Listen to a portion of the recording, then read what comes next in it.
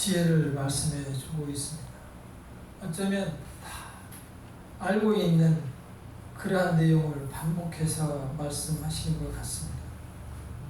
하나님께서 선악과를 먹지 말라고 했을 때 사람은 먹지 말라고 말았어야 하지만 결국은 먹었습니다.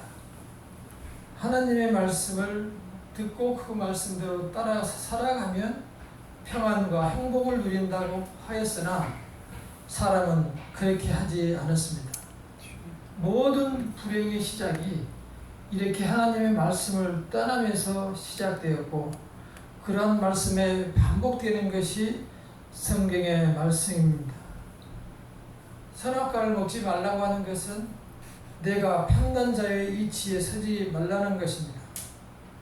그럼에도 불구하고 인간은 결국 내가 판단자의 위치에 서겠다고 내가 결국 그 자리에 서보고자 하는 것이 인간의 마음입니다. 하나님께서는 무슨 사태를 보고 전혀 반응하지 말라는 뜻이 아닙니다. 틀림없이 보면 하나님께서 주신 지성과 감성에 따라서 또 의지에 따라서 우리는 그 사태에 대한 판단이 들어섭니다. 여기에서 하나님께서 하신 말씀은 악의 편에 서지 말라는 것입니다. 하나님께서 주시는 그 판단, 하나님의 말씀에 그 편에 서서 따라가도록 노력하라는 것입니다. 선의 길을 따라 살아가는 것입니다. 정죄해서 결국 그 상대방도 나를 떠나고 나도 그를 싫어하게 되는 결과를 초래하지 말라는 것입니다. 왜 이런 명령을 주셨을까요? 말씀드린 바와 같이 우리 마음속에는 우리 자신이 극복할 수 없는 죄성을 가지고 있습니다. 누구보다 하나님께서 그거를 잘 알고 계십니다. 남의 허물을 보았을 때 그대로 보아 넘길 수가 없고 우리는 반드시 한 말씀씩 하고 맙니다. 어리석은 자를 만났을 때도 반드시 그를 지적하고 맙니다. 다툴 만한 일이 생겼을 때도 그 다툼의 원인이 누구에게 있느냐를 떠나서 그 다툼에서 이기려는 마음만을 가지고 있습니다. 이 세 가지를 가지고 말씀을 참고해 보고자 합니다. 먼저 9절에서는 9절을 함께 읽어보겠습니다. 시작. 허물을 덮어주는 자는 사랑을 구하는 자요 그것을 거듭 말하는 자는 친한 것을 이해하는 자니라. 일반적인 상식을 가진 사람들이면 알고 있는 그러한 내용입니다. 당연히 허물을 덮어주면 그 사람의 위로가 되고 그 사람이 남의 편에 내 편이 된다는 사실을 알고 있습니다. 그러나 우리의 죄됨으로 인해서 그러한 작은 실수들을 결코 보아 넘길 수 없습니다. 그러한 작은 실수들은 본인이 다시 노력해서 바로 잡으면은 바로 살아갈 수 있는 올바른 길을 갈 수 있는 그런 경우인데도 불구하고 그 한두 번의 실수를 가지고 우리는 그 사람을 정죄하고 맙니다. 여기서 그래서 비교합니다. 허물을 덮는 자는 사랑을 바라는 자이고 자꾸 허물을 말하는 자는 이간질하는 자다. 이렇게 시종 잠언에서는 지혜로운 자와 어리석은 자를 구분해서 말씀하고 있습니다. 결국 허물을 덮지 않고 허물을 자꾸 지적하고 아픈 데를 자꾸 상처를 줘서 남과 이간질하고 내 자신도 멀어지고 하는 그러한 사태로 가서는 안 된다는 것입니다.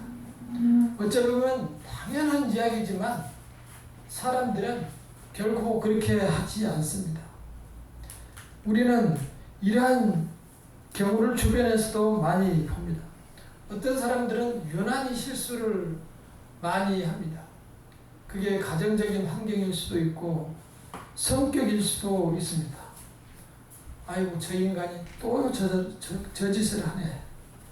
너는 안 돼. 어떻게 하는 집마다 그러냐, 이런 얘기들을 합니다. 우리는 그런 사람들에 대해서 안타깝게 생각하고 그 사람들을 위해서 기도해주고 바른 길을 인도할 수 있어야 하지, 이 사람들을 다른 사람들에게 이간질하고 그 사람들로 하여금 마음의 상처를 받게 해서는 안 된다는 것입니다. 이러한 일에 대해서 분명하게 말씀합니다. 그 사랑을, 그 아픔을 덮어주는 사람들은 내 자신이 사랑으로 가는 길이고, 그러한 질책을 반복하면 내 자신과 또는 남과 완전히 다른 길로, 이간질하는 길로 가버린다는 것입니다. 결국은 피해자는 3명 모두인 것이죠. 내 자신도 피해자고, 그 얘기를 듣는 사람도 피해자고, 또 그 앞에 있는 다른 사람도 기분이 좋지 않는 피해자가 되고 마는 것입니다.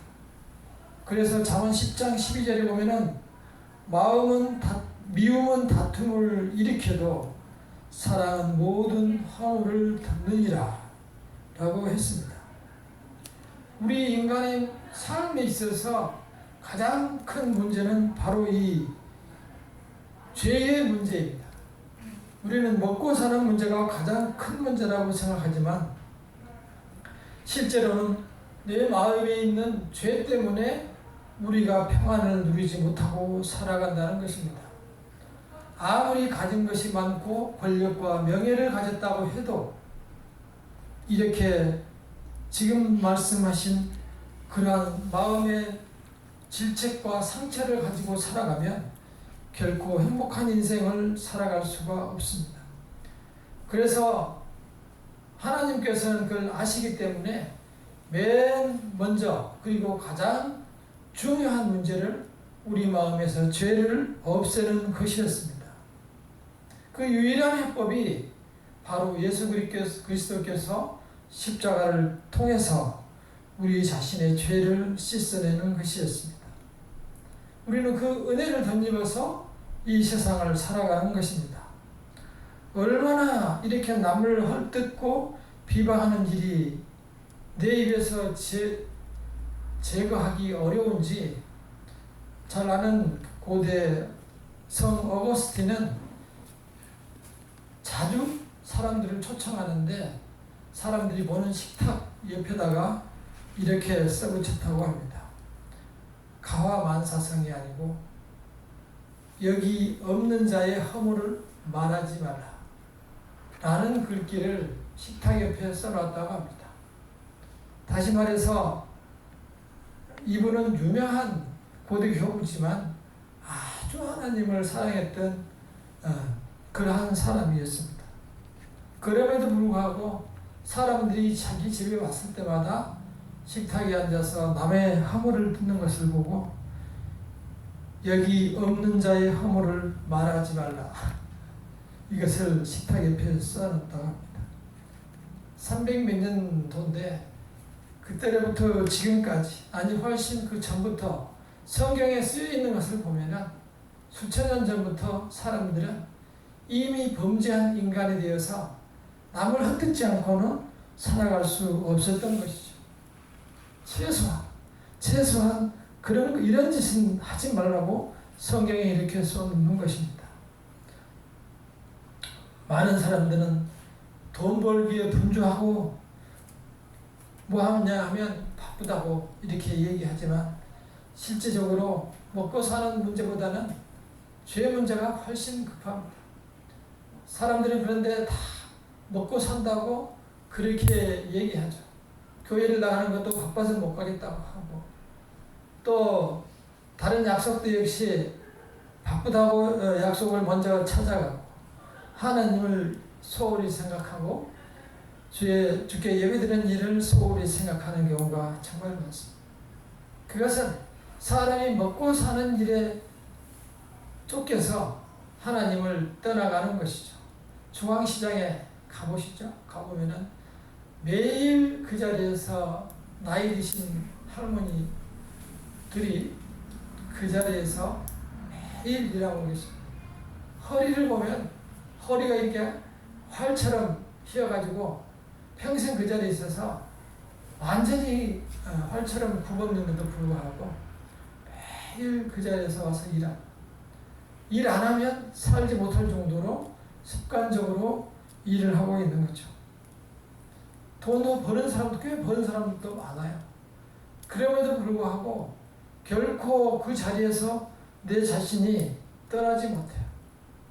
몸은 이미 망가질 정도가 됐어도 내 마음이 그 자리에서 떠나지 못하는 거예요. 그 정도로 인간들은 세상에 아주 깊이 길들여져 있습니다.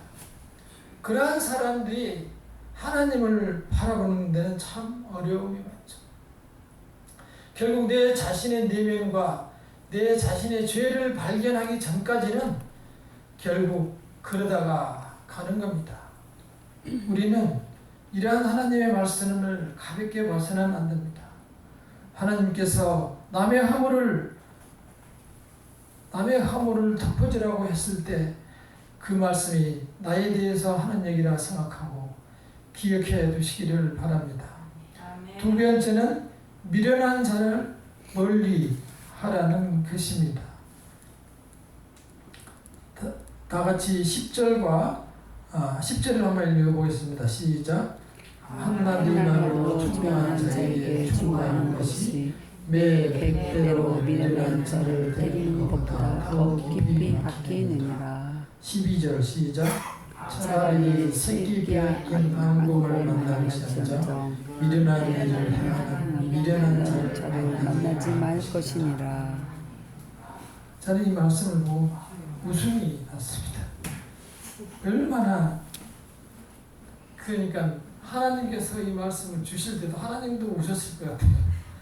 얼마나 말을 안 들으면 한마디 말하면 알아듣지, 배를 100대를 때리고 한 대 더 때려도 말을 안 듣는다는 거죠. 오죽하면 이 말씀을 썼겠냐고. 매를 지혜로운 자, 하나님을 경외하는 사람들은 한마디 말씀하면 내 하나님 하고 바라보고 귀를 이렇게 세우는데, 하나님을 떠나기로 마음먹는 사람들은 종아리를 매를 100대를 때려도 또 한 대를 다 때려도 안 돌아온다. 그때 사람들도 그러는 거예요. 지금은 다르죠. 그래서 사람들이 그렇게 하나님께 완전히 마음을 닫고 이 세상에서 하나님과 따로 떨어져 살아가기로 마음을 먹은 것입니다. 그래서 이 자리에서 말씀을 드려도 좀 직설적으로 말씀드리면 좀 가슴이 아프다, 이렇게 생각을 하는 것 같아요. 생각해 보세요. 많은 하나님의 말씀을 돌려서 나에게 말씀한다고 해서 내가 얼마나 변했습니까? 하나님을 믿는다고 살아온 세월이 얼마입니까? 또 남은 시간이 얼마입니까? 우리는 한 말씀을 깊이 그때마다 나의 말씀으로 받아들여야 합니다. 오죽하면 12절 같은 말씀을 또 했겠어요. 새끼 빼앗긴 암곰을 말한다. 새끼를 빼앗긴 암곰이면 얼마나 지금 화가 올라 있겠어요. 그 새끼 빼앗긴 암곰 앞에 가면은 누구든지 찢겨 죽게 돼 있어요. 으르렁거리면서 분노를 하고 있는 그러한 사람을 생각해 보세요. 그러한 새끼 빼앗긴 암곰을 만날지언정 미련한 자를 만나지 마. 대책이 없다는 거죠. 그렇다면 그 미련한 자가 그 곰보다도 더 머리가 나빠서 그럴까요? 그렇지 않죠.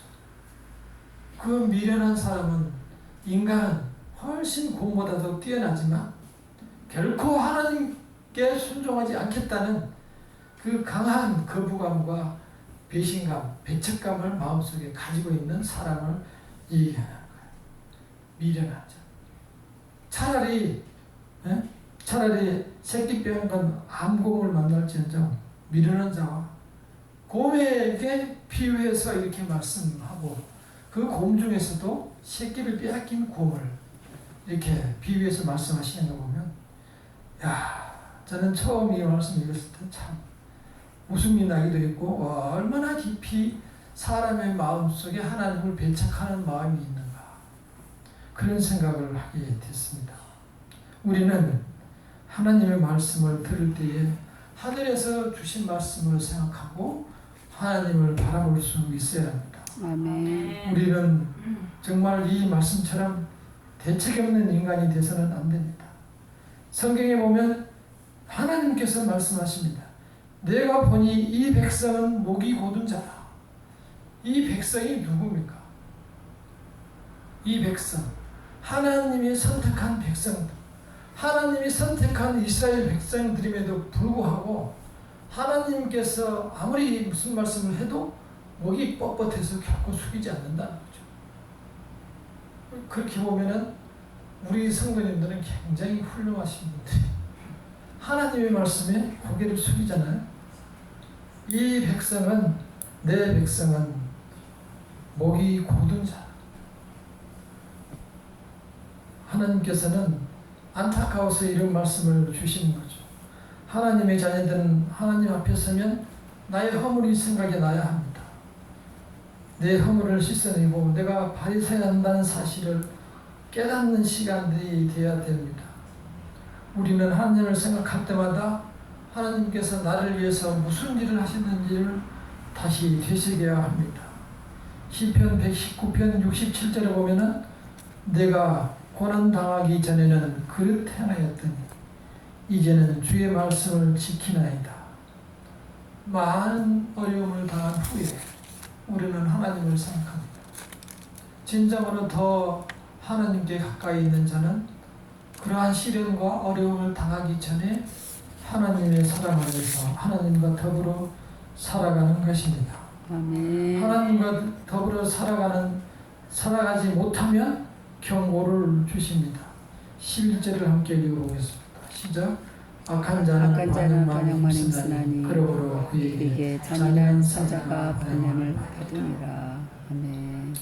이 본래 여기서 보면은 언뜻 보기에는 라이언이라는 사자같이 보이지만 정확한 의미는 사자가 아니고 보낸 천사가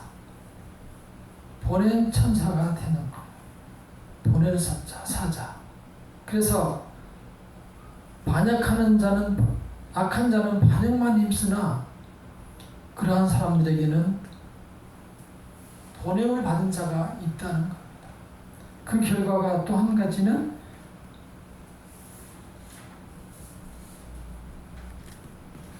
13절을 읽어보겠습니다. 시작. 누구든지 악으로 선을 갚으며 낙이 그 집을 떠나지 아니하리라.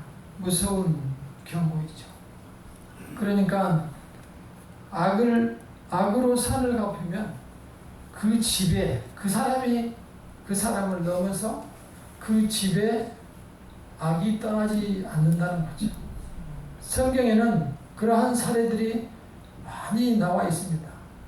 제가 자주 말씀드리는 경우 사무엘의 그 스승 엘리 제사장 평생 제사장으로 살아왔지만 늙어서 자녀들을 관리하지 못해서 자녀들이 하나님 앞에 드리는 그 제물을 중에서 좋은 걸 꺼내서 고기를 먹고 하는 것을 용납을 했습니다.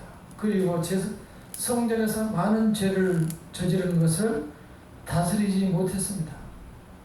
그 결과 자녀 둘이 전쟁터에서 죽은 날 엘리 제사장은 그 소식을 듣고 의자에서 넘어져 목이 부러져 죽었고 아이를 낳던 그 며느리는 아이를 낳다가 죽었습니다. 3대가 하루아침에 한날 죽게 된 거죠. 마태복음 27장 3절과 5절을 보면은 유다의 배신이 나옵니다. 마태복음 27장 3절에서 5절을 읽어드리겠습니다. 그때 예수를 판 유다가 그의 정죄됨을 보고 스스로 뉘우쳐 그 은 30을 대제사장들과 장로들에게 도로 갖다 주며 이르되 내가 무죄한 피를 팔고 죄를 범하였도다 하니 그들이 이르되 그것이 우리에게 무슨 상관이냐 내가 당하라 하면은 유다가 은을 성소에 던져놓고 물러가서 스스로 목매어 죽은지라. 결국 은 30에 예수를 팔고 팔 때는 서로 이렇게 짜서 험담을 하면서 이렇게 해서 예수를 죽이자고 의논을 했으나 나중에 유다가 자기의 잘못을 회개하고 그것을 성전에 다시 돈을 갖다 주러 갔을 때는 나는 이제 상관없다. 그 죄는 너가 져라. 같이 모의를 했던 사람들한테 또 배신을 당하고 그 모의를 당한 사람들은 따로 떨어져 나가고 유다 스스로 목매어 죽은 결과가 된 거죠. 죽을 때도 아무도 옆에 없고 오로지 내 자신이 혼자 죽음의 길로 가게 된 거죠. 이렇게 배신의 결과가 무서운 결과로 이어집니다. 다윗의 범죄에도 마찬가지입니다. 다윗이 큰 범죄를 지었을 때 그 후로 자식들 간에 칼부림이 일어났고 아들이 아버지를 쫓아내고 그러한 환란이 가정의 환란이 계속됐습니다. 우리가 악으로 선한 일에 대해서 갚아서는 그 집에 악이 떠나지 않는다는 사실을 기억해야 합니다. 세 번째는 갈등을 처음부터 미리 해결하는 것입니다. 14절을 함께 읽어보겠습니다. 시작. 다투는 시작은 북에서 물이 새는 것 같은즉 싸움이 일어나기 전에 시비를 그칠 것이니라. 다툼의 시작은 뚝에서 물이 새는 것과 같다. 이 말씀은 우리가 늘 하나님의 말씀에 서 있지 않으면 찾아내기가 어렵습니다. 발견하기가 어렵습니다. 이미 갈등이 되어서 골이 생긴 후에는 우리가 그걸 해결해도 제대로 해결이 되지 않습니다. 뚝이 갈라져서 물이 셀 때 이미 물이 새버리면 우리가 막기도 무척 어려움은 아니고 그게 한번 물이 새기 시작하면 그 뚝이 무너지고 이래 수많은 사람들이 다 죽게 되고 농경지도 잠기게 되겠죠. 걷잡을 수 없게 됩니다. 우리는 흔히 싸우고 나서 미안합니다. 그렇게 어떤 용서를 구하는 경우도 있습니다. 진심일 수도 있지만 싸우고 나서 내 자신을 생각해 보니 나중에 후환이 두렵고 손해가 클 것 같으니까 그렇게 얘기하는 경우도 있습니다. 그러나 진심으로 사과를 한다고 해도 그 상처는 지워지지 않는 것입니다. 당한 쪽은 이미 마음에 금이 가고 마음에 상처가 남았기 때문입니다. 우리가 종종 TV에서도 담뱃불 하나를 잘못 던져서 강원도 전체를 산을 태우고 하는 경우를 봅니다. 우리는 인간관계는 더 크다는 것을 알아야 합니다.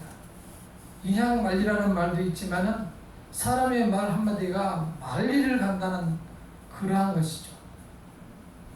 따라서 우리는 사람 관계에 있어서 늘 깨어있지 않으면 이렇게 그 결과를 내 자신이 뒤집어 쓰게 되는 거예요. 갈등과 싸움이 되지 않도록 사전에 내 자신을 하나님의 말씀으로 묶어야 합니다. 적어도 내 자신이 먼저 그 갈등에 구멍을 내는 사람이 되어서는 안 됩니다.